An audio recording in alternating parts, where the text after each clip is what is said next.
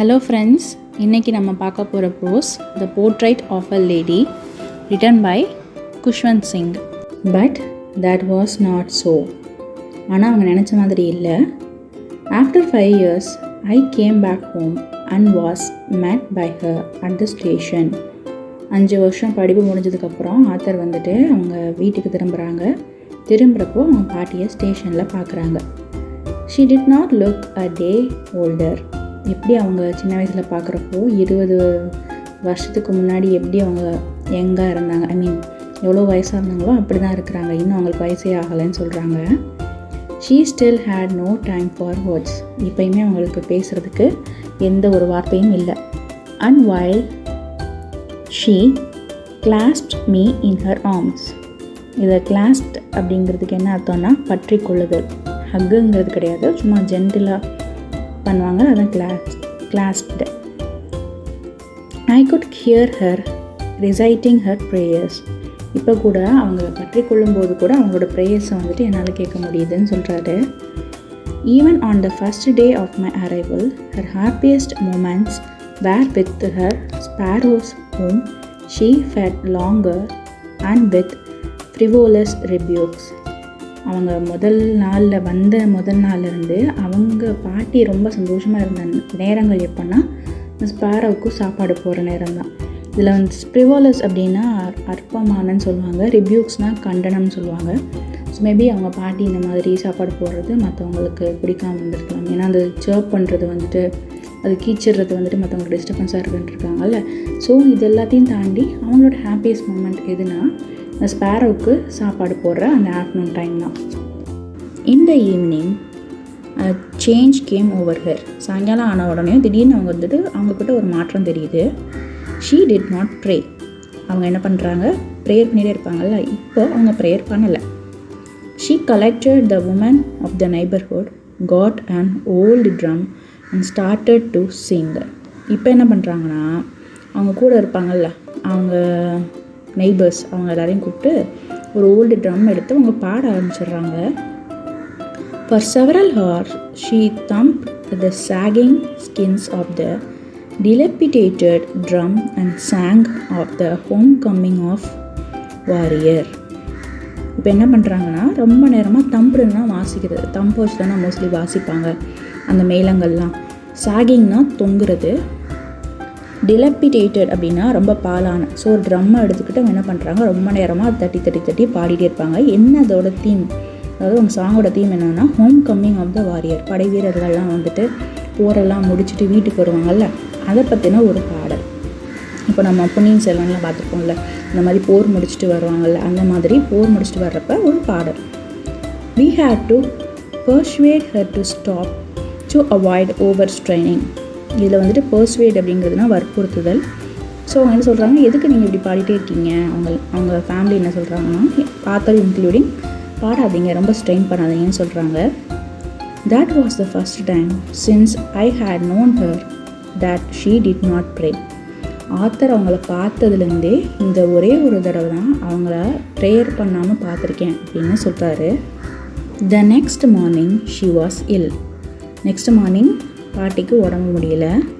It was a mild fever and the doctor told us that it would go.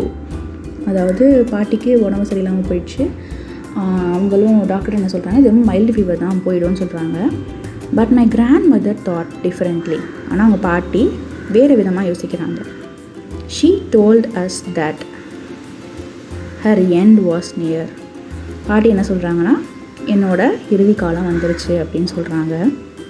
She said that since only a few hours before the close of the last chapter of her life. அதாவது அவங்க இறக்குறதுக்கு கொஞ்ச நேரத்துக்கு முன்னாடி தான் இதை பற்றி அவங்க பாட்டி அவங்ககிட்ட பேசுகிறாங்க. She had omitted to pray. அப்போது பாட்டி வந்துட்டு ப்ரேயர் பண்ணாதீங்க, ஸ்ட்ரெயின் பண்ணாதீங்கன்னு சொல்கிறாங்க. She was not going to waste any more time talking to us. இப்போது அவங்க பாட்டி வந்துட்டு டைம் வேஸ்ட் பண்ணக்கூடாதுன்னு நினைக்கிறாங்க, இவங்க கூட பேசி டைம் வேஸ்ட் பண்ணக்கூடாது அப்படின்னு. We protested. அதாவது இவங்களாம் எதிர்க்கிறாங்க, எதுக்கு நீங்கள் ஸ்ட்ரெயின் பண்ணீங்க, ப்ரேயர் பண்ணாமல் இருங்க அப்படின்ட்டு. But she ignored our protests. ஆனாலும் அவங்களோட பேச்சையெல்லாம் மீறி பாட்டி என்ன பண்ணுறாங்க, ப்ரேயர் தான் பண்ணுறாங்க. She lay peacefully in bed, praying and telling her beads. அவங்க என்ன பண்ணுறாங்க, அவங்க பெட்டில் படுத்துக்கிறாங்க. படுத்துக்கிட்டு என்ன செய்கிறாங்க, அவங்க பீட்ஸ் இருக்கும்ல அந்த ரோசரியில் அதை ஒட்டி ப்ரேயர் பண்ணிகிட்ருக்காங்க. Even before we could suspect, her lips stopped moving and the rosary fell from her lifeless finger. சஸ்பெக்ட்னா இங்கே வந்துட்டு சந்தேகம், ஆக்சுவலி சந்தேகம் சொல்லாது, எதிர்பாராத விதமாக. ஸோ இவங்க யாருமே எப்போயுமே எதிர்பாராமல் இருப்பாங்கள்ல, அந்த டைமில் என்ன ஆகுதுன்னா, அவங்க பாட்டியோட வாய் வந்துட்டு ப்ரேயர் சொல்கிறத நிப்பாட்டிடுது. அவங்க ரோசரி கையில் வச்சு விட்டுட்டே இருந்தாங்கள்ல, அது வந்துட்டு கீழே வந்துடுது. ஏன்னா அவங்களுக்கு உயிர் போயிடுச்சு, அவங்க விரல் வந்துட்டு லைஃப்லெஸ்ஸாக இருக்குது. ஸோ லைஃப்லெஸ்ஸாக இருந்தால் ஒரு விஷயத்தை நம்மளால் ஹோல்டு பண்ண முடியாது, அதனால் அந்த ரோசரி கீழே விழுந்துடுது. A peaceful pallor spread on her face and we knew that she was dead. இதில் வந்துட்டு பேலருங்கிறதுனா வெளிரி போயிடுது. ஸோ இறந்ததுக்கப்புறம் முகத்தை பார்த்துருப்போம் நம்ம, ரொம்ப அமைதியாக இருக்கும், வெளிரி போயிருக்கும், ரத்த ஓட்டங்கள்லாம் கொஞ்சம் கொஞ்சமாக நின்றுட்டே வரும்ல. ஸோ அப்போ அவங்க ஃபேஸ் பார்க்குறப்ப ரொம்ப வெளிரி போயிருந்தது. ஸோ எல்லாருக்கும் தெரியுது பாட்டி இறந்துட்டாங்க. We lifted her off the bed and as is customary laid her on the ground and covered her with a red shroud. இப்போது இவங்களை என்ன பண்ணுறாங்கன்னா, அவங்க பெட்டில் இருந்து பாட்டியை எடுக்கிறாங்க. ஏன்னா இது எல்லாருமே பண்ணுறது தான், அவங்க இறந்து இதை எந்த பெட்டில் இருக்காங்களோ அதை எடுத்து துணியெல்லாம் மூடுவாங்கள்ல. ஸோ கஸ்டமரிங்கிறத எல்லோரும் பண்ணுறது. இது வந்துட்டு கஸ்டமரிங்கன்னா ஒரு சர்வீஸ் மாதிரி இல்லை, காமனாக எல்லாருமே பண்ணுறது. அதை மென்ஷன் பண்ணியிருக்காரு author. Late her on the கிரவுண்டில் படுக்க வச்சு ஒரு சிகப்பு துணியால் அவங்கள போட்டுறாங்க. ஷ்ரவுட் அப்படின்னா இங்கே துணி. After a few hours of morning we left her alone to make arrangement for her funerals. எப்போயுமே நம்ம ஒரு விஷயம், நம்ம ஒரு வீட்டில் யாராவது இறந்துட்டாங்க அப்படின்ற விஷயத்தில் நம்ம ஒரு சர்டைன் டைம் ஆஃப் பீரியட் நம்ம அழுதுகிட்டே இருப்போம். அழுதுகிட்டே இருக்கிறப்போ நம்ம பேரண்ட்ஸ்லாம் என்ன செய்வாங்கன்னா, திடீர்னு அவங்க அழுதுகிட்டே இருக்க முடியாது, ஏன்னா அவங்க ஃபியூனரலுக்கு ரெடி பண்ணணும். அதனால் அந்த இடத்துல வந்து அவங்க வந்து போயிட்டு அந்த அரேஞ்ச்மெண்ட் ஃபியூனரல்னால் அடக்கம் பண்ணுவாங்கல்ல, அதுக்காக வந்துட்டு ரெடி ஆகுறாங்க, அரேஞ்ச்மெண்ட்ஸ்லாம் பண்ணுறாங்க. In the evening we went to her room with a crude stretcher to take her to be cremated. இதில் வந்துட்டு ஒரு ஸ்ட்ரெச்சர் எடுத்துகிட்டு வருவாங்க. எப்பவுமே இந்த பாடி தகனம் பண்ணுறதுக்காக ஸ்ட்ரெச்சரில் கொண்டு போவாங்கள்ல. ஸோ அந்த ஸ்ட்ரெச்சர் க்ரூடுன்னு எதுக்கு சொல்கிறாங்கன்னா, அது வந்துட்டு கஷ்டமான அந்த ஸ்ட்ரெச்சர் வந்துட்டு ரொம்ப கொடூரமானது. ஏன்னா இதுக்கு மேலே அவங்க பாட்டியை பார்க்க மாட்டாங்கல்ல, க்ரூடுனா கொடூரமான அந்த ஸ்ட்ரெச்சர். ஹாஸ்பிட்டலில் ஸ்ட்ரெச்சர்ஸ் பார்த்துருப்பீங்கல்ல, அதை எடுத்துகிட்டு அவங்க ரூமுக்கு போகிறாங்க. எதுக்காகனா அவங்க பாடி எடுத்துகிட்டு போய் கிரிமேட்டட்னா என்னன்னா தகனம் பண்ணுறதுக்காக. The sun was setting and had lit her room and veranda with a blaze of golden light. Evening ஆகுது, சன்செட் ஆகிறப்போ நம்ம ஜன்னல் வழியாக எப்படி வந்துட்டு சூரிய ஒளிகள் வந்துட்டு வருமோ அந்த மாதிரி அவங்க ரூம்குள்ளே சூரிய ஒளி வருது. We stopped halfway in the courtyard அந்த முற்றம் இருக்குல்ல, அங்கே ஸ்டாப் பண்ணியிருக்காங்க ஒரு ஹாஃப்வேல. All over the veranda and in her room right up to where she lay dead and stiff wrapped in red shawl, thousands of sparrows sat scattered on the floor. அதாவது எங்கே அவங்க இறந்தாங்களோ அந்த வெரண்டாலேருந்து அந்த ரூம்லேருந்து எல்லா இடத்துலையும் ஒரு 1000 சிட்டுக்குருவிகள் வந்துட்டு இருக்குது. அங்கே வந்து அவங்க பாட்டியை பார்க்கறதுக்கு வந்திருக்குது. தரையில் உட்காந்துருக்கு. There was no shipping. அதாவது இதுக்கு முன்னாடி வரைக்கும் அது வந்து கீச்சிடுறதுக்கு வந்து ஒரு மாதிரி இரிட்டேட்டிங்காக இருக்கும் அப்படின்லாம் சொல்லுவாங்கள்ல. ஸோ இப்போ வந்துட்டு அது ஷேப் பண்ணுறது நிறுத்திடுச்சு, அது கத்தவே இல்லை. We fell sorry for the birds. So இவங்களுக்கெல்லாம் அந்த பேர்ட்ஸ் எல்லாம் பார்க்கறதுக்கு ரொம்ப சாரின்னு ஃபீல் பண்ணுறாங்க. ஏன்னா அவங்க பாட்டி இறந்துட்டாங்க, இனிமேல் வந்துட்டு இவங்களுக்கு டெடிகேட்டிவாக ஃபுட்டு கொடுக்கறதுக்கு யாரும் இல்லைன்னு யோசிக்கிறாங்க. And my mother fetched some breads for them. அப்போ அவங்க அம்மா என்ன பண்ணுறாங்க, அத்தரோட அம்மா அந்த பேர்ட்ஸுக்கு கொஞ்சம் சாப்பாடு போடுறாங்க. She broke it into little crumbs the way my grandmother used to and threw it to them. உங்கள் பாட்டி எப்படி பண்ணுவாங்களோ அதே மாதிரி அதை க்ரஷ் பண்ணி அதுங்கள்கிட்ட சாப்பிட்றதுக்கு தூக்கி போடுறாங்க. The sparrows took no notice of the bread. ஆனால் அந்த சிட்டுக்குருவிகள்லாம் அதை கண்டுக்கவே இல்லை, அந்த ப்ரெட்டெல்லாம் கண்டுக்கவே இல்லை. The sparrow took no notice of the bread when we carried my grandmother corpse off. அதாவது இவங்க கிராண்ட்மதரோட காப்ஸ்னால் இங்கே என்ன சொன்னாங்க, சடலம். அந்த சடலத்தை வந்துட்டு எடுத்துகிட்டு போகிறப்போ தி ஃப்ளூ அவே குவைட்லி.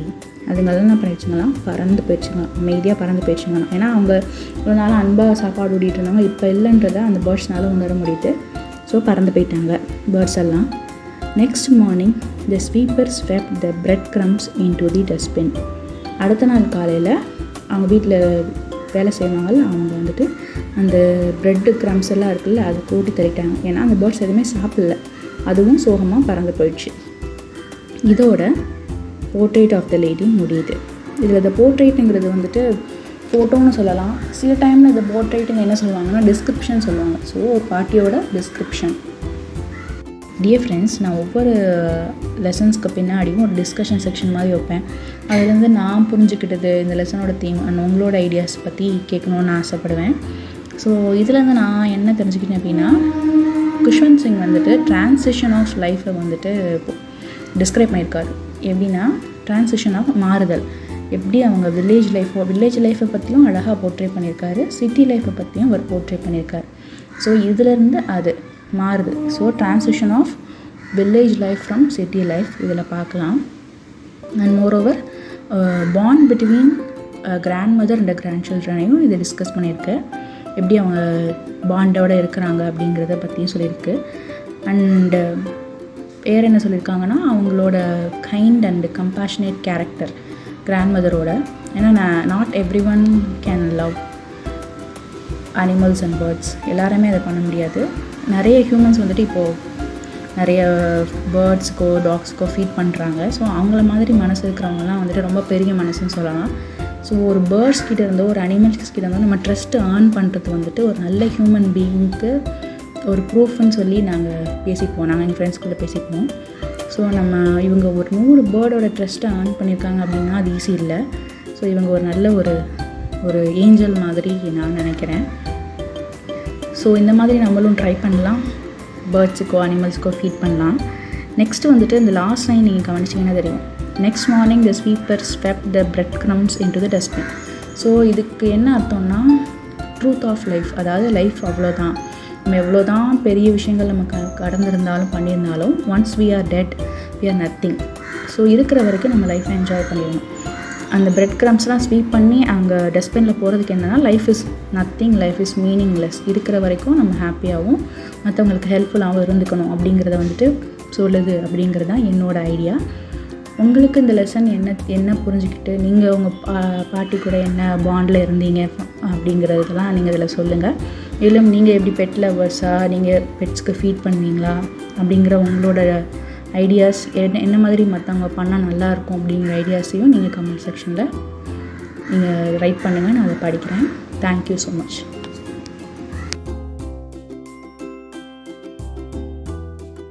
இந்த சேனலில் 6th ஸ்டாண்டர்ட்லேருந்து 12th ஸ்டாண்டர்ட் வரைக்கும் இருக்க இங்கிலீஷ் சப்ஜெக்ட்ஸை நான் அப்டேட் பண்ணுவேன். நீங்கள் இதை யூஸ் பண்ணிக்கோங்க. உங்களோட ரிலேட்டிவ்ஸ், ஃப்ரெண்ட்ஸ் அந்த மாதிரி ஏதாவது ஸ்டூடெண்ட்ஸ் இருந்தாங்கன்னா அவங்களுக்கும் ஷேர் பண்ணுங்கள், அவங்களுக்கும் இந்த சேனல் யூஸ்ஃபுல்லாக இருக்கும். Thank you so much. Wishing you abundance in knowledge.